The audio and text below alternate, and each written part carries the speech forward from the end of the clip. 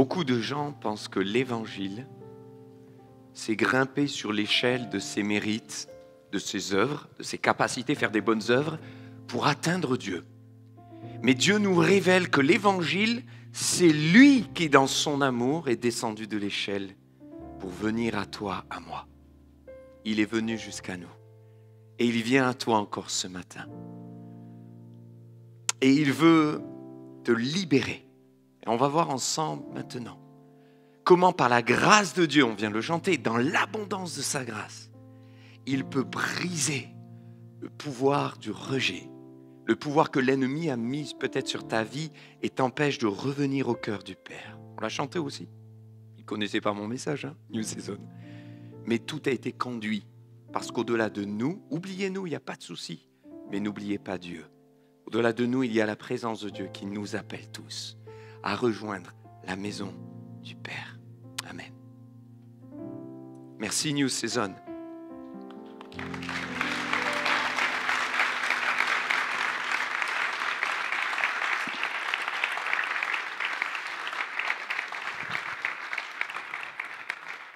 Luc chapitre 15, versets 11 à 14. Jésus dit encore, un homme avait 2 fils.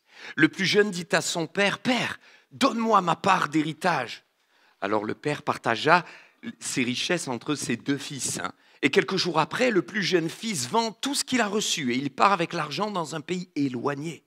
Là, il se conduit très mal. Il dépense tout son argent. Certaines versions disent qu'il a dilapidé ça chez des prostituées. Il a vécu essayant de mener une grande vie. Et quand il a tout dépensé, une grande famine arrive dans le pays et le fils commence à manquer de tout.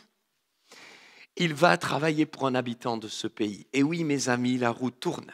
Et il faut savoir anticiper sur l'avenir. Et cet homme l'envoie dans les champs garder les cochons. Le fils a envie même de manger la nourriture des cochons, mais personne ne lui en donne.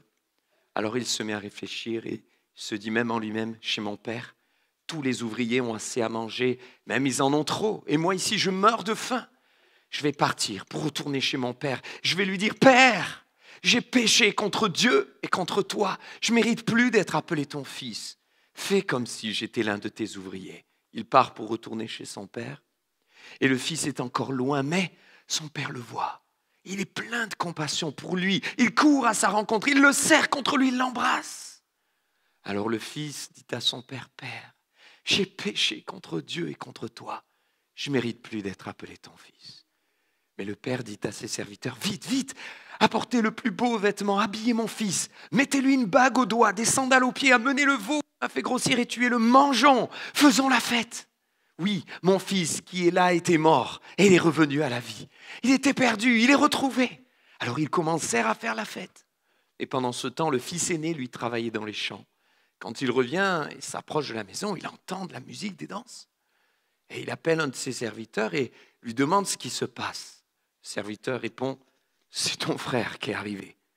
Ton père a fait tuer le gros veau parce qu'il a retrouvé son fils en bonne santé. » Alors le fils aîné se met en colère. Il ne veut pas entrer dans la maison. Le père sort pour lui demander d'entrer, mais le fils aîné répond à son père, « Écoute, depuis de nombreuses années, je travaille pour toi.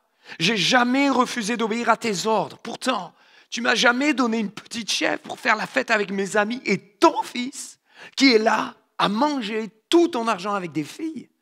Et quand il arrive, tu fais tuer le gros veau pour lui. » Le père lui répond, « Mon enfant, toi, tu es toujours avec moi. Et tout ce qui est à moi est à toi. » Mais il fallait faire la fête et nous réjouir. En effet, ton frère qui est là était mort et est revenu à la vie. Il était perdu et il est retrouvé. Dieu voudrait que ce soit ton cas ce matin. Peut-être t'es-tu égaré, éloigné. Mais papa t'attend.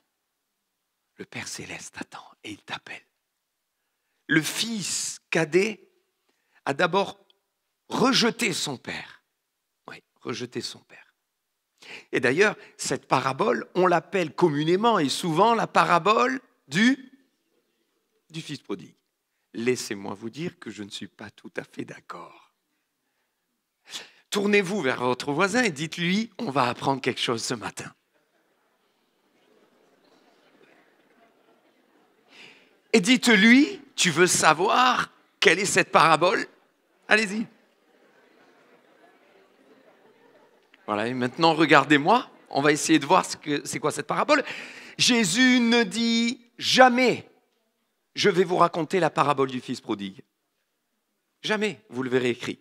Par contre, Jésus dit, un homme avait 2 fils, un père avait 2 fils. Et le fils dit à son père, Père, donne-moi la part de mon héritage qui me revient. C'est la parabole du père. Parce que cette parabole nous parle de l'amour du Père, de la grâce du Père et de l'appel du Père qui t'appelle toi à revenir à lui. Au centre de cette parabole, c'est le Père. Au début, c'est le Père et à la fin, c'est encore le Père qui a le dernier mot. Et j'ai l'impression que c'est comme une métaphore de la vie d'aujourd'hui, de la société. L'homme est autocentré, égocentré. Il veut que tout tourne autour de lui. Alors on dit, c'est la parabole du fils prodigue. Mais c'est faux! Et combien de personnes manquent leur vie, veulent réussir leur vie, mais ils la manquent parce qu'ils se font eux-mêmes le héros de leur histoire. Si tu veux être le héros de ton histoire, tu vas gâcher ta vie. Mais si tu veux réussir ta vie, si tu veux vivre la résurrection, la vie, la puissance de Dieu, fais du Père le héros de ton histoire. Le Fils a rejeté la relation avec le Père en demandant l'héritage. Je vous ferai remarquer que le Père n'a pas fait un transfert de compte à compte. Et le Fils n'a pas dit, donne-moi les 200 000 euros d'héritage qui me reviennent, ou 20 000, ou 2 000, ou 200 euros, ou 2 euros, je ne sais pas, ou des dettes. Bon, on ne sait pas. Mais il n'a pas demandé ça. Il a dit, donne-moi ma part d'héritage, et le Père lui donne un héritage qu'il utilise pour tout vendre afin d'avoir de l'argent. Ce n'est pas la même chose. L'héritage que le Père lui donne, c'est quoi? C'est le mobilier de papy, c'est la boîte à couture de mamie, c'est les sabots de la grande-tante, c'est tout ce qui a une valeur d'identité familiale. C'est ça l'héritage. Ça vaut plus que de l'argent. Parce que mamie, avec ses sabots, elle a fait peut-être 5 kilomètres pour aller chercher de l'eau à l'époque. Et là, le fils, il dit, donne-moi tout ça, tout cet héritage familial, moi, je vais le vendre. Et en quelque temps, il va être dépensé avec de l'argent. Il le vend, il l'échange avec de l'argent, et cela va disparaître en quelques instants. Le Père lui donne, le mot c'est son bios, c'est-à-dire ce qui vient de la vie. Et le Fils est en train de dire, donne-moi mon héritage. Et l'héritage, c'était son héritage familial, le lien familial, la relation. Et il la rejette. Il rejette en fait la relation. Moi, je ne veux plus entendre parler de toi, plus rien. Il y a peut-être dans ce lieu, même des enfants, je m'adresse aussi à des enfants, des ados, des jeunes, des enfants de chrétiens, et peut-être vous en avez assez de venir à l'église. Vous vous dites, oh là là, nous en tant que chrétiens, on n'a pas le droit d'aller en boîte, de faire ceci, de faire cela. Ça n'a rien à voir avec le droit ou pas le droit. Non, Dieu, au travers de tes parents, t'ont légué un héritage spirituel, apprendre à connaître Dieu, lire la Bible, prier. Ne fais pas comme ce jeune fils qui a gaspillé cet héritage pour des choses passagères qui allaient s'envoler, ne plus jamais revenir. Mais ne méprise pas non plus ton droit d'aînesse. Ne méprise pas ce qui est précieux, car c'est la bonne voie. Il a rejeté la relation. Peut-être que dans ce lieu, il y a quelqu'un qui a rejeté la véritable relation avec Dieu le Père. Tu as entendu parler de Dieu petit, de petite, je ne sais, mais tu as rejeté cela. Tu as dit, oh Dieu, j'en ai assez, moi je vais vivre le monde, je veux être libre. Tu as rejeté, tu as cassé, parce que ce que Dieu veut, c'est une relation avec l'être humain. C'est pour ça qu'il te laisse libre. Si tu ne veux pas, il ne te forcera pas. Et tu as rejeté, toi aussi, comme le fils cadet, tu as claqué la porte. Papa t'attend, papa t'appelle, ton Père céleste te tend les bras et il te dit, reviens à la maison du Père. Tu as rejeté l'autorité de Dieu. Oui, le fils cadet, il rejette aussi l'autorité. Pourquoi? Parce qu'en demandant l'héritage, c'est ce qui le liait à son père, c'est ce qui pouvait encore dire, tu as encore un droit sur moi. Tant que je n'ai pas l'héritage, je suis lié au Père, mais là il dit, finalement, je ne veux plus dépendre de toi. Et d'ailleurs, il dit, donne-moi ce qui doit me revenir, mon droit, mon héritage. Je ne veux plus dépendre de toi, je ne veux plus que tu en mêles, je veux faire ce que j'ai envie de faire sans que tu n'aies plus ton mot à dire. Et peut-être que dans ce lieu, il y a quelqu'un qui est comme ça, il a rejeté l'autorité du Père. Tu es tombé sous l'autorité de l'adversaire. Tu croyais être libre, tu as rejeté Dieu. Mais aujourd'hui, tu es dépendant de tes addictions, de tes péchés, de tes souillures, de tes liens et de tes chaînes. Et Dieu veut les briser, il veut te libérer. Sache que si tu penses pouvoir vivre en étant complètement libre de toute dépendance, tu fais une erreur. La Bible nous dit qu'on est tous esclaves de ce qui a triomphé de nous. Et si tu cherches à ne plus dépendre du Père, tu dépendras, quoi qu'il arrive, des œuvres de l'adversaire et des œuvres de la chair. Seigneur t'appelle à revenir sous sa dépendance et son autorité. Papa t'appelle et t'attend à la maison du Père. Il a rejeté aussi sa présence parce que le jeune fils n'a pas simplement dit « je pars dans le village à côté voir mes amis ». Non, il est parti pour un pays très éloigné, loin de la présence du Père. Autrement dit, je ne veux plus te voir devant moi, je ne veux plus t'entendre, je ne veux plus même sentir l'odeur de la maison du Père. Peut-être que quelqu'un est dans ce lieu, tu t'es éloigné de Dieu parce qu'on peut être assis dans une chaise, dans une église et être loin de Dieu. Tu es loin du cœur du Père. Tu n'es plus dans sa présence et Dieu t'aime et il t'appelle encore. Papa t'attend. Et il te dit, viens à moi. Lorsqu'on s'éloigne de la présence de Dieu, quoi qu'il arrive, notre cœur cherche à combler ce vide et tu vas chercher à le combler par quelque chose qui va te détruire. C'est ce que le Fils a fait. Il a essayé de combler par beaucoup de choses. Mais finalement, il a été si malheureux et il est revenu. Toi aussi reviens. Le Père t'attend, le Père t'appelle. Quelles sont les raisons? La séduction, c'est possible. Ce fils a entendu peut-être les amis, certains dire viens avec nous, tu vas t'éclater, on va s'éclater. Toi, qu'est-ce que tu fais là dans la maison de ton père? Alors, on séduit, peut-être qu'il y avait des fragilités, de l'immaturité, des faiblesses aussi, c'est possible. Et puis le tentateur est là. Sachez que le diable existe, hein. C'est un ennemi invisible. Alors il y a ceux qui voient le diable partout, c'est un excès. Et puis, il y a ceux qui le voient nulle part, c'est un autre excès. Il n'y en a pas un meilleur que l'autre. Mais la Bible nous dit qu'on a un adversaire, le diable qui rôde cherchant qui dérobourrer. Et il va essayer de t'appâter, de te séduire. Et il s'est laissé attirer, séduire. Alors, peut-être aussi que dans les raisons, il y a la colère. Et il y en a qui vont me dire, mais pasteur, ce n'est pas écrit qu'il est parti en colère. Mais, j'imagine mal, le jeune fils ayant dit à son père, papa, j'ai une idée, on va faire un jeu. On va jouer à cache-cache pendant 10 ans. Et on va faire comme si on ne se connaît pas. On ne va pas s'appeler, je vais partir loin. Et en plus, j'ai trouvé une superbe option à ce jeu. Tu me donnes mon héritage comme si tu étais mort. J'imagine mal. Vous imaginez, vous? Le fils, il est parti en colère. Il a claqué la porte. Il y avait quelque chose qui se passait. Il y avait un problème là. Il y avait certainement du conflit, de l'incompréhension. Maintenant, allons à la racine parce que, vous savez, il ne s'agit pas de dire « c'est pas bien, le fils doit se repentir, il est méchant, il est pécheur ». Non, non, il faut aller un peu plus loin. Il ne s'agit pas non plus de dire « ah, il ne faut pas se laisser séduire par le monde, c'est pas bien, reviens et repens-toi ». Non, non, ce n'est pas suffisant. C'est pas suffisant. Parce que mes frères et sœurs, mes amis, à force d'essayer de couper les branches de l'arbre, on s'épuise. Mais tant qu'il y a la racine, les mauvaises branches, elles repoussent. Et les arbres et les fruits mauvais, ils repoussent. Il faut aller à la racine. Allons à la racine du problème. Premièrement, les mensonges du diable. Et ouais, il y a un combat qui est spirituel, dans l'invisible. Le diable va tout faire pour te maintenir dans cette emprise, que tu vives à l'intérieur de toi des souffrances, des blessures, sentiments de rejet, que tu t'en sortes jamais. Premier mensonge, on revient à la séduction. Qu'est-ce qui aurait pu le séduire? Bien sûr, l'herbe est toujours plus verte ailleurs. Et l'ennemi qui vient et qui te dit « ah, tu auras mieux ailleurs ».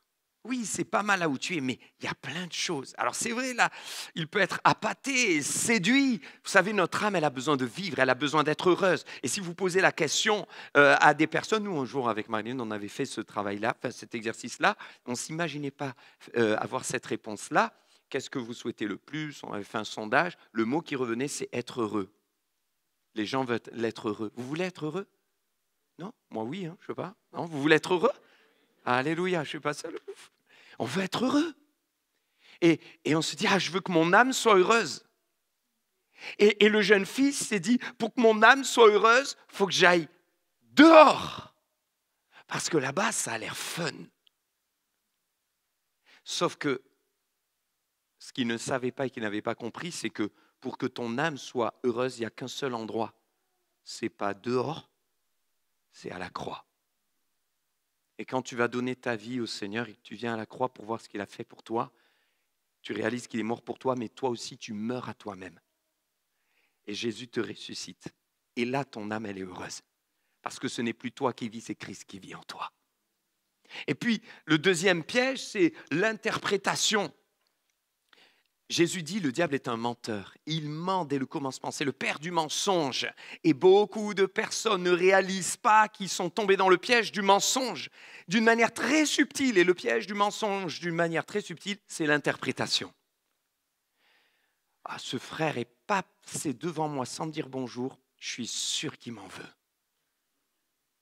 Ouais. Ah, cette personne, elle n'a pas répondu de suite à mon SMS. Ah, je suis sûr qu'elle a quelque chose contre moi. Non, elle n'a pas quelque chose contre toi. Sa fille est à l'hôpital et elle est occupée par autre chose. Et avec l'interprétation, on va tellement loin. Et le diable, il s'en sert. Il te glisse ses mensonges.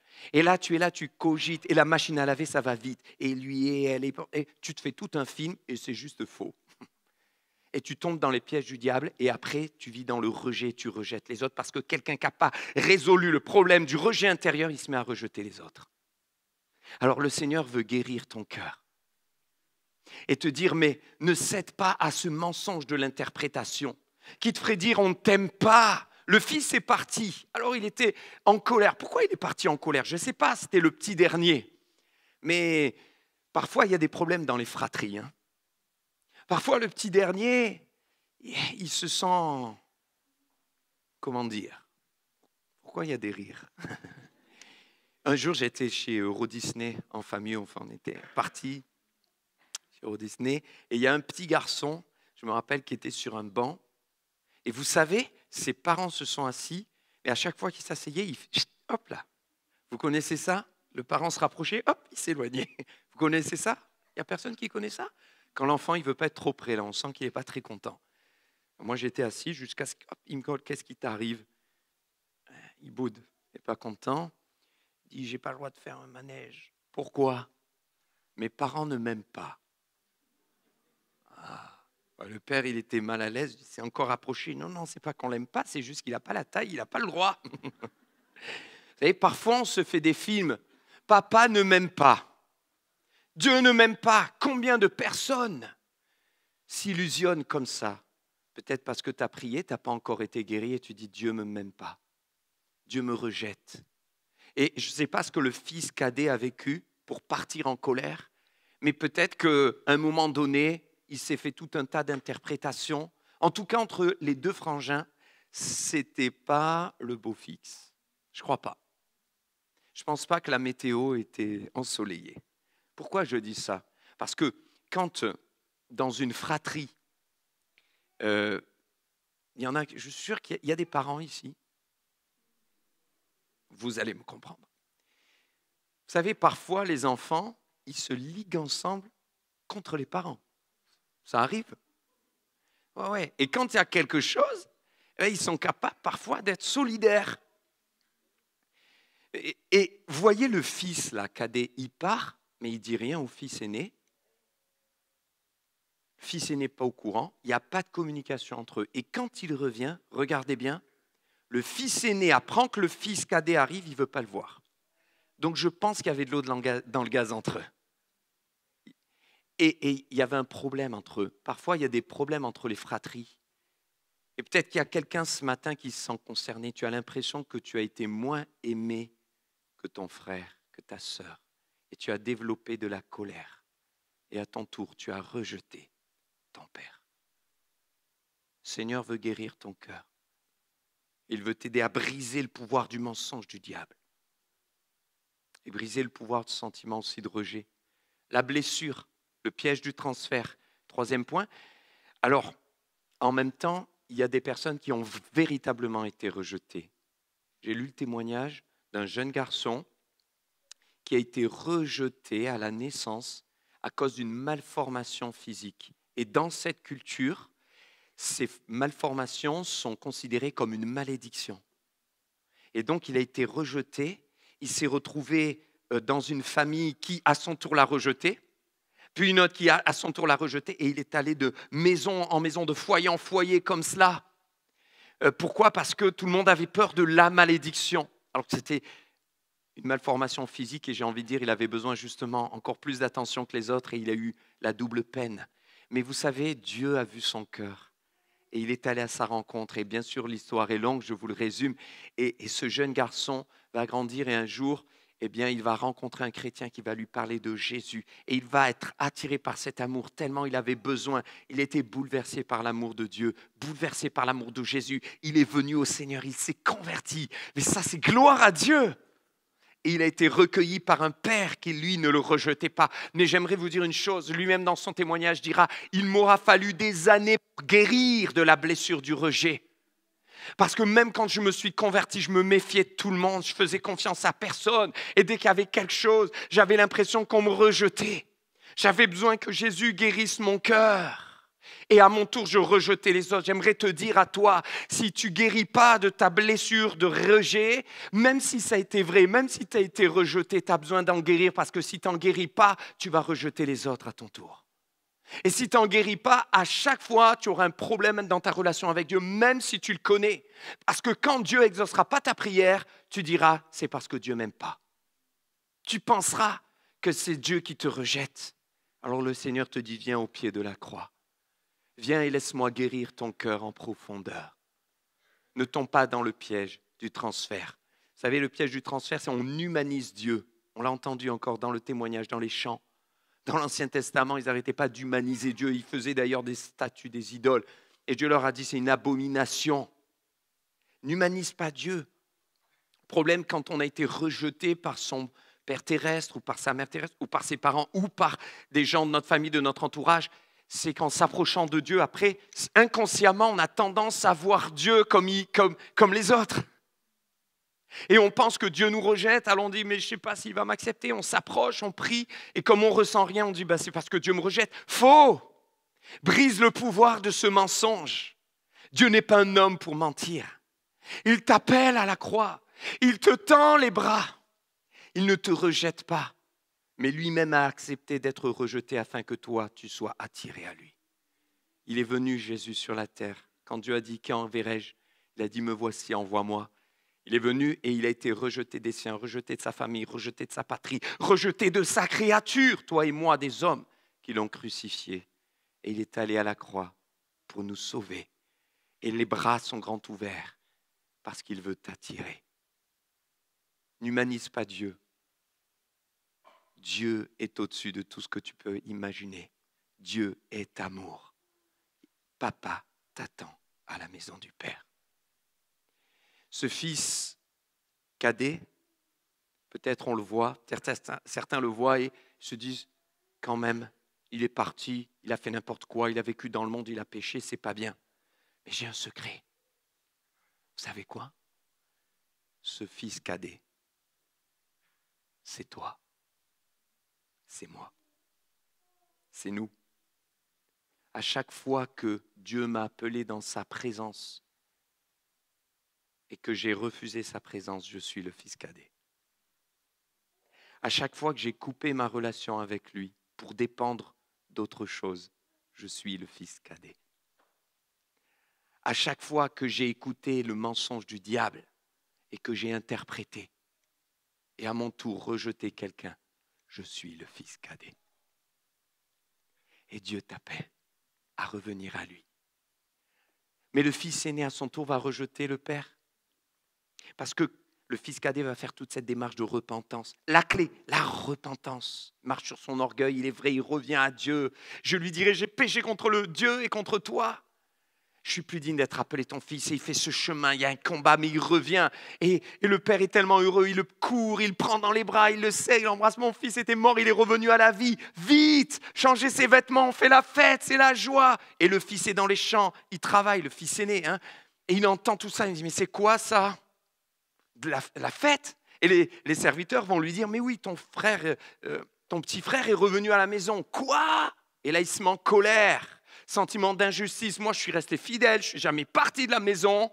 Et là, on fait la fête pour celui qui a fait n'importe quoi. Alors, il est en colère. Mais la colère engendre la haine. Et la haine peut tuer. Rappelez-vous Abel et Caïn. On retrouve un autre cercle. Mensonge du diable, sentiment de rejet. Et ouais, lui, il se dit, mais finalement, qu'est-ce qu'on m'a donné à moi? Qu'est-ce qu'on a fait pour moi? Et on fait tout pour lui. Tombe dans le mensonge, l'interprétation. D'ailleurs, vous allez voir que c'est un beau mensonge que le diable lui tend là, parce que le frère va accuser le père, le fils aîné, en disant, comment ça, ton fils qui a tout gaspillé, tu lui donnes, et moi, je suis toujours resté et tu m'as jamais rien donné. Mais si on regarde le début de la parabole, qu'est-ce qui nous est dit? Quand le petit frère a demandé l'héritage, le père l'a partagé à qui? Aux deux fils. Donc le fils aîné avait reçu l'héritage en même temps que le fils cadet quand il est parti. Donc depuis tout ce temps, le fils aîné, il avait aussi reçu. Et d'ailleurs, au passage, il n'a pas dit, Père, comment ça tu me donnes l'héritage, mais tu es encore vivant, c'est pas normal. Non, non, non, non. Quand est-ce qu'on reçoit un héritage? Quand la personne est, quand elle est morte. Vous imaginez? Mais là, ils ont reçu l'héritage alors que le père est encore vivant. Vous imaginez, vous, faire ça? Je vois des visages. Il y en a qui se disent, si je fais ça, c'est moi qui suis mort. Et il a reçu le fils, mais il ne voit plus rien. Écoutez-moi, mes frères et sœurs. Il y a des chrétiens qui sont restés fidèles au Seigneur, mais ils ont développé de la colère. Ils se sont laissés piéger par le sentiment de rejet parce que, par exemple, ils ont prié et puis Dieu n'a pas encore guéri leur corps, pas encore exaucé leur prière. Alors ils ne voient même plus tout ce que Dieu leur a déjà donné. Dieu t'a béni dans le passé, tu avais fait une expérience, tu avais été consolé, tu as été touché, tu t'es converti, tu as vécu plein de choses, mais tu ne les vois plus. C'est comme si Dieu t'avait jamais rien dit et rien donné et tu lui dis, moi, j'ai jamais rien eu. Dieu veut réouvrir tes yeux. Le diable va te faire croire que tu n'as jamais eu de bienfaits. Mais Dieu te dit, compte les bienfaits de Dieu. Mets-les tous devant tes yeux et tu verras en adorant combien le nombre en est grand. Démasquer le mensonge du diable, Dieu t'a béni, recompte toutes ses bénédictions. Puis le mensonge sur l'amour, le fils dit, mais moi j'ai travaillé, moi je suis là. Et le mensonge, c'est que tu dois le gagner, cet amour. C'est un mensonge. Écoute-moi bien, le père aime le fils aîné, le père aime le fils cadet. Le fils cadet, il est parti de la maison. Le fils aîné, il est resté à la maison. Parfois, il y a les deux opposés. Il y a les gens très laxistes et qui vivent dans une forme de liberté, mais ce n'est pas la vraie liberté. C'est le libéralisme. Et puis, il y a des gens très légalistes. Ils sont dans l'autre opposé. Ils ne sont pas meilleurs. Les deux sont en dehors complètement du cœur du Père. Et tu crois que pour être approuvé de Dieu, tu dois gagner son amour. Arrête d'essayer de le mériter. Dieu t'aime, point final. Il t'aime tel que tu es. Il t'aime pour qui tu es. Et le fils était trompé. Certes, il était fidèle. Certes, il était obéissant. Mais il y avait un problème. C'est qu'il avait passé son temps à le faire parce qu'il cherchait à gagner l'approbation et l'amour du Père. Tout ce que Dieu te demande de faire, prier, persévérer, lire la Bible, c'est normal et c'est vrai. Mais c'est pour faire avancer le royaume de Dieu. Ce n'est pas pour t'aimer parce que Dieu t'aime inconditionnellement. Et son amour est extraordinaire. Alors, il veut que nous brisions ensemble le pouvoir du rejet. Par sa grâce, on va voir en conclusion les 3 points, la vérité, l'amour et le pardon.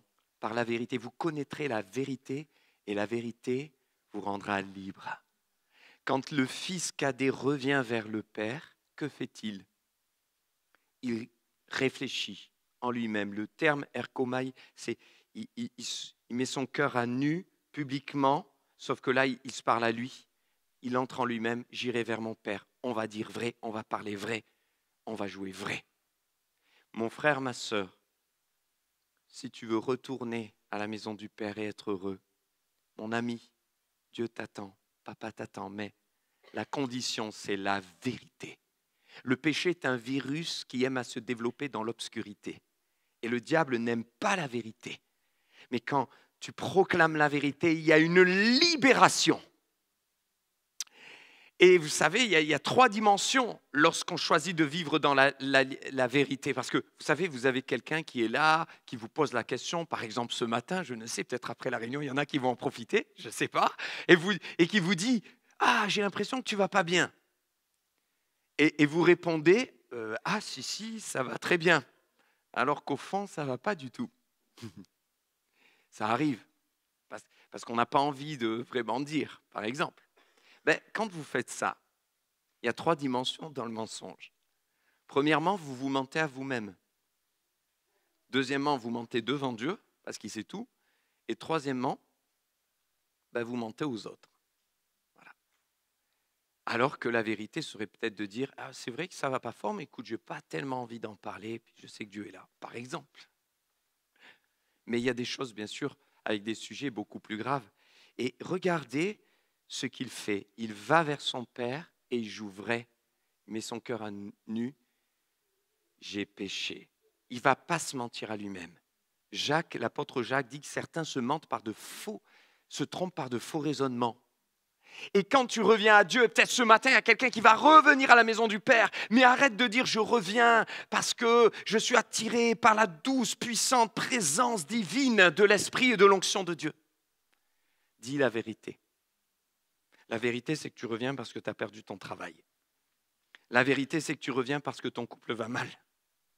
La vérité, peut-être, c'est que tu reviens parce que tu as touché le fond et tu as besoin de Dieu et tu t'es dit « il y a l'Église, il y a Dieu, je vais prier, je vais demander l'aide ».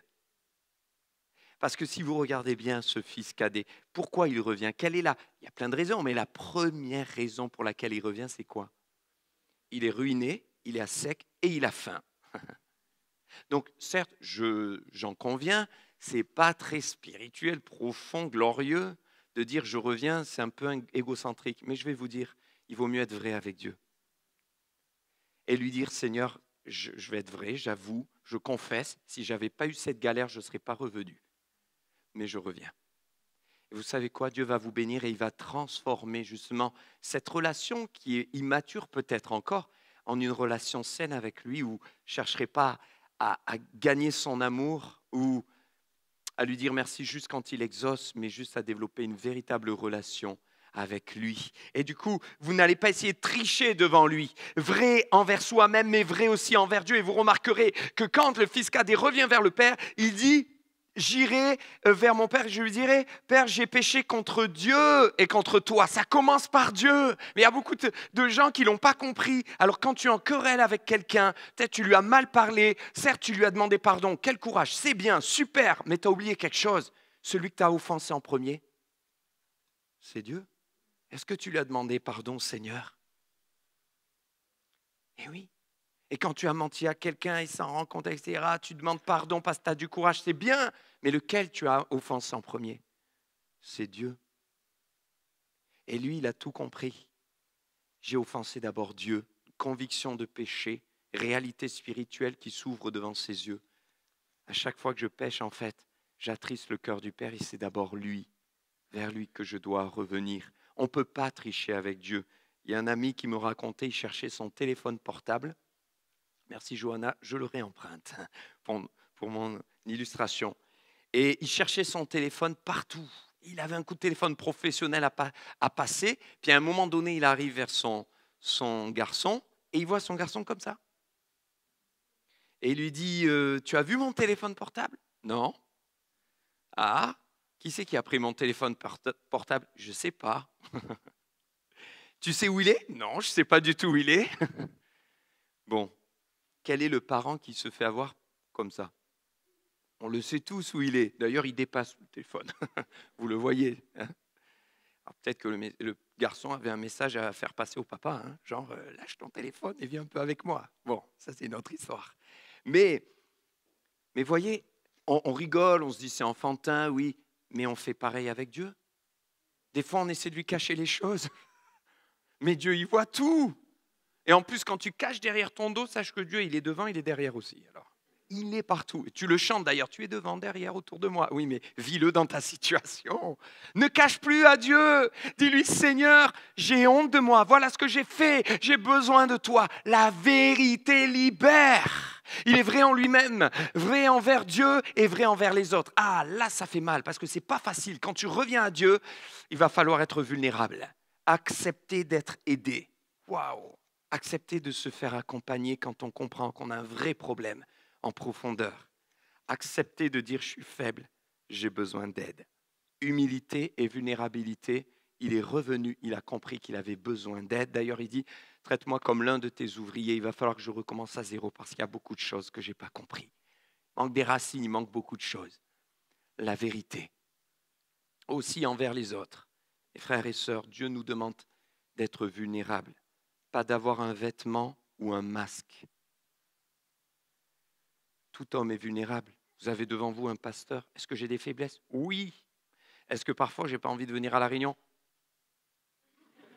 Je ne sais pas si je dois le dire ou pas, mais là, je suis pris. Voilà, je vais le dire, tant pis pour ceux qui diront, il n'est pas spirituel, le pasteur. Oui, ça m'arrive. Mais rassurez-vous, je suis content d'être avec vous. Et à chaque fois que je viens, je suis béni. Mais est-ce qu'on va jouer les hypocrites? Mais non. Comment est-ce que Dieu bénit? Quand on est vrai. Quand on est vrai. Alors, sois vrai, ne fais pas le super ultra spirituel dans la maison du Seigneur. Je suis toujours fidèle, je n'ai jamais manqué à la prière. Soyons vrais. Il y a des moments où on se manque. Eh bien, on vient dans la présence de Dieu. Dis, Seigneur, je vais être vrai, j'ai besoin de toi. Je suis qu'un homme. Ton esprit en moi me rend puissant. Et la vérité, c'est qu'il y a un combat entre la chair et l'esprit. Il faut que j'avance. Prise de conscience du sentiment de rejet, donc la blessure, accueillir la vérité et être vrai, j'ai péché, tout simplement. C'est la repentance. Et puis, l'amour, la vérité, mais aussi l'amour de Dieu, car Dieu est amour. Papa l'attend, le Père Céleste attend le Fils perdu. Et le Fils prodigue va revenir à la maison. Ça, c'est l'amour du Père. Vous savez pourquoi? Parce que quand le Fils est parti, il a vendu tout l'héritage, il avait beaucoup, beaucoup d'argent. Alors, il avait beaucoup, beaucoup d'amis. Et quand il a tout ruiné, il n'avait plus aucun ami. Il n'y avait plus personne. Plus personne, sauf papa qui l'attend encore. Et le Père l'attend. Il est toujours là. Ça, c'est l'amour du Père. Et qu'il voit de loin, il guette en permanence ton retour.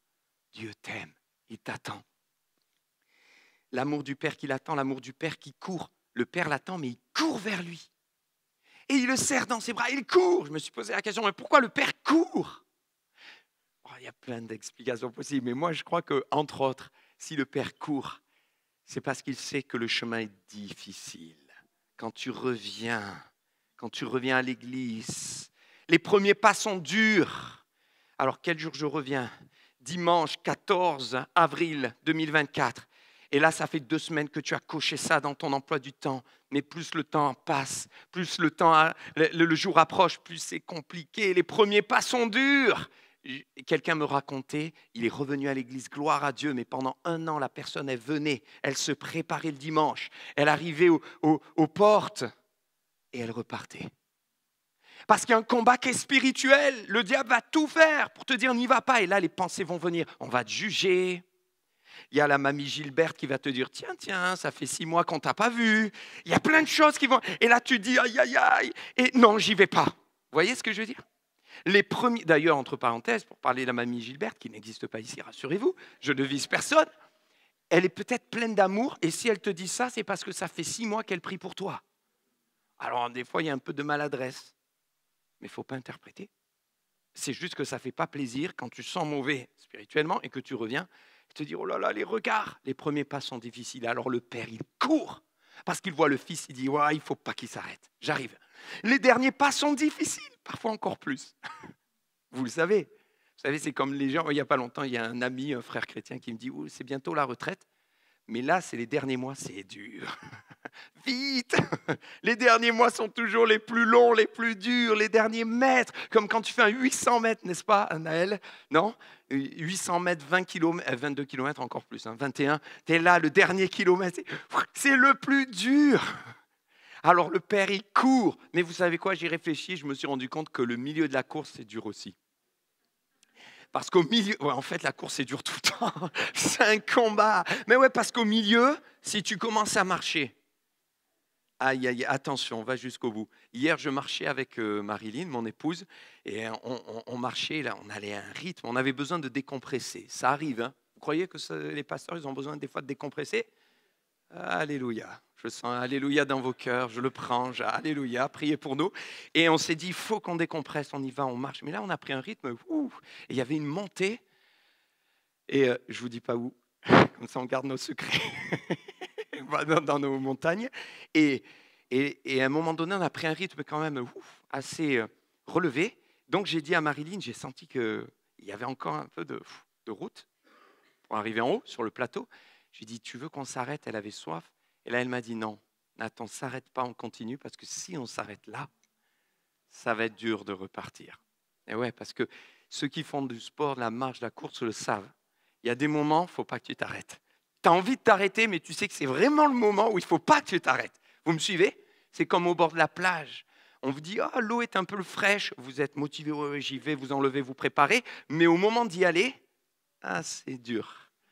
Vous mettez le pied une fois, 2 fois, et si vous commencez à trop hésiter, qu'est-ce qui se passe? C'est plus facile de revenir à la serviette que d'y aller. C'est vrai ou pas? Mais c'est pareil dans la marche, le retour à Dieu. Si tu commences à t'arrêter, ça va être dur. Tu auras plus de facilité à revenir en arrière qu'à revenir. Alors le Père, il court vers toi. Il a couru et il l'a pris, il le serre. J'invite New Season à revenir, on va faire un appel. Il serre son enfant dans les bras. Il le serre fort. Je t'aime. C'est lequel le plus gêné? C'est le Père ou c'est le Fils? C'est le Fils. Vous avez raison. Monica, c'est le Fils. Pourquoi c'est le Fils qui est le plus gêné? Vous savez pourquoi? Parce qu'il sent mauvais. Il est en train de garder les cochons. C'est un comble pour un juif qui mange cachère et qui a en abomination les cochons. Il travaille parmi les cochons. Il aurait même aimé la nourriture des cochons. Et là, il revient vers le Père, les habits délabrés. Il sent mauvais. Il est dans la sueur. Il transpire et il voit papa qui arrive et qui le serre fort. Ah, papa, non. Vous voyez ce que je veux dire? Il a honte, il ne veut pas, il est gêné, il est mal à l'aise. Et plus il dit non, papa, je ne suis pas digne, oh là là, et mon odeur, plus le Père le serre encore plus fort. Vous savez pourquoi? Parce que l'odeur de l'amour du Père pour toi sera toujours plus grande que l'odeur de ton péché collé à toi. Et quand tu reviens, waouh, le Seigneur te serre fort. Et là, il t'invite au pardon. Il te montre qu'il te pardonne. Tu dis, mais je ne suis pas digne. Il te pardonne. Je ne suis pas digne. Il te pardonne. Tu m'entends? Il faut que je le redise. Il te pardonne. Il veut briser le pouvoir de la culpabilité. Et c'est dur parfois d'accepter ce pardon parce que, croyez-moi, il y a les regards aussi autour. Les ouvriers, les serviteurs, ils l'ont vu, ce jeune fils. Et le frère qui ne veut pas entrer. Aïe, aïe, aïe. Et qui est en colère. Écoutez-moi, mes frères et sœurs. On a parlé du fils cadet, mais le frère aîné, c'est qui? Trop souvent, certainement, c'est toi, c'est moi. Le frère aîné qui est offusqué. Moi, je suis fidèle. À chaque fois que tu te dis, oh là là, de nos jours, il y a trop de casquettes dans la maison de Dieu. C'est quoi tous ces jeunes?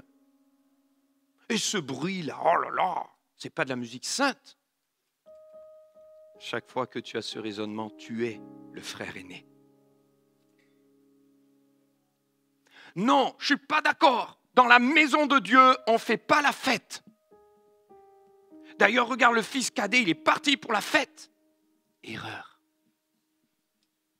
Le fils cadet, le drame pour le fils cadet, c'est qu'il est parti faire la fête dehors. C'est pas pareil. Parce que la première chose que le Père demande quand il revient, c'est de faire la fête. Mais dedans, avec les valeurs du royaume. Alors que le Fils était parti faire la fête dehors avec les valeurs du monde. Et le problème, c'est que le frère aîné, c'est bien trop souvent toi ou moi. Parce que non seulement on se scandalise du fils cadet qui est parti, oh, c'est vraiment inacceptable, il est parti dans le monde, il a péché, mais encore plus scandalisé par le fait que le père ne sanctionne pas. Alors là, je ne suis pas d'accord. Hein. Si c'était moi, il aurait pris une bonne rousse. Hein. Et le père, il embrasse, il fait la fête, je ne suis pas d'accord. Combien de chrétiens sont des frères aînés?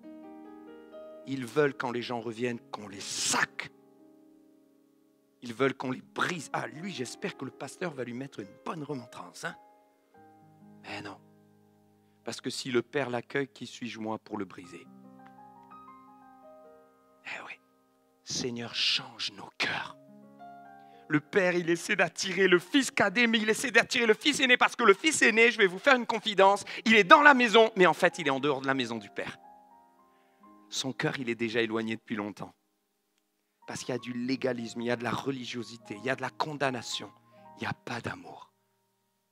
Alors le Seigneur, il veut changer nos cœurs. Et il t'invite à accepter le pardon ce matin. Wow. Si tu ne laisses pas Dieu guérir ton cœur du sentiment de rejet, déjà accepte la vérité. Peut-être il y a ce sentiment-là. Tu dis non, moi je n'ai pas de problème de rejet. Ouais, mais pourquoi tu rejettes les autres? Pourquoi tu te mets en colère contre l'un, contre l'autre? Pourquoi tu es méfiant? Il y a un truc que tu dois régler avec Dieu. Ça, c'est la vérité. Puis il va t'aider à entrer dans le pardon, la puissance du pardon qui libère. Le fils, il n'ose pas. Le fils cadet, il revient. Je ne suis pas digne, je sens mauvais. Traite-moi comme l'un de tes ouvriers. Il ne sait pas encore comment le père va le traiter. Il ne sait pas. Lui, il est déjà prêt. Peut-être dans sa tête, le père va dire, bon, ben d'accord, tu seras comme un ouvrier. Il ne le sait pas. Mais il revient avec une démarche humble. Il dit, quoi qu'il arrive, je vais demander pardon. Accepte ce matin de demander pardon au Seigneur. Ne dis pas, oui, mais moi, justement, j'ai vécu le rejet, des blessures. J'ai tellement vécu de choses, quand même. Ça compense dans la balance de mes mauvaises actions. Non, aucune de tes blessures ne peut réparer ton péché. Seigneur t'invite à demander pardon. La repentance, c'est la clé. Et c'est une porte qui s'ouvre vers la vraie, véritable vie. Accepte de demander pardon. À la croix, Jésus-Christ a dit, Père, pardonne-leur car ils ne savent ce qu'ils font. La puissance du pardon qui libère. Waouh! Ça, c'est la puissance de la croix. Je peux vous dire, quand on se sent pardonné, on est libre. Libre du regard des autres, libre de ce que l'un pense, de ce que l'autre. On est libre et on est heureux. Et ça, c'est la véritable joie. Accepte la puissance de la croix qui t'amène à la puissance du pardon. Accepte, 1, de demander pardon. 2, d'être pardonné. C'est bien de demander pardon, mais si Dieu te dit, je te pardonne, parce que Jésus a dit, si tu confesses de ta bouche le Seigneur Jésus, si tu crois dans ton cœur que Dieu l'a ressuscité des morts, tu seras sauvé. Et Jésus a dit, au travers de Jean, de l'apôtre Jean, si nous marchons dans la lumière, la vérité, encore une fois, comme lui-même est lumière, alors le sang précieux de Jésus nous purifie de tout péché. Voilà. Donc, et il est précieux pour te pardonner de toutes tes iniquités. Donc, si Dieu te dit, je te pardonne, accepte ce pardon. Imaginez avec mon fils, il est là, il me demande pardon pour quelque chose, et je lui dis, on discute, je te pardonne. 2 heures après, je le vois triste. Je dis, qu'est-ce qui se passe? Il dit, je ne sais pas si tu vas me pardonner. Je te pardonne. Voilà. 3 heures après, oui, et il pleure encore. Je dis, mais tu es pardonné. Et puis le lendemain, je le revois encore triste. Vous savez quoi? À la fin, c'est moi qui pleure. Parce que je voudrais que tu acceptes mon pardon. Et parfois, c'est ce qui se passe avec Dieu. Dieu pleure parce qu'il nous dit, je te pardonne, mais nous, on n'accepte pas son pardon. On remet en cause la puissance de la croix, la valeur du sang de Jésus. On dit, mais non, je suis trop pécheur, mais non, je suis trop ceci, mais non, c'est pas possible. Si, c'est possible. Parce que Dieu t'aime. C'est la puissance de son pardon. Alors accepte d'être pardonné, mais accepte aussi de te pardonner. Il y a des gens, écoutez bien ça, les gens qui n'arrivent pas à pardonner les autres sont souvent ceux qui n'arrivent pas à se pardonner.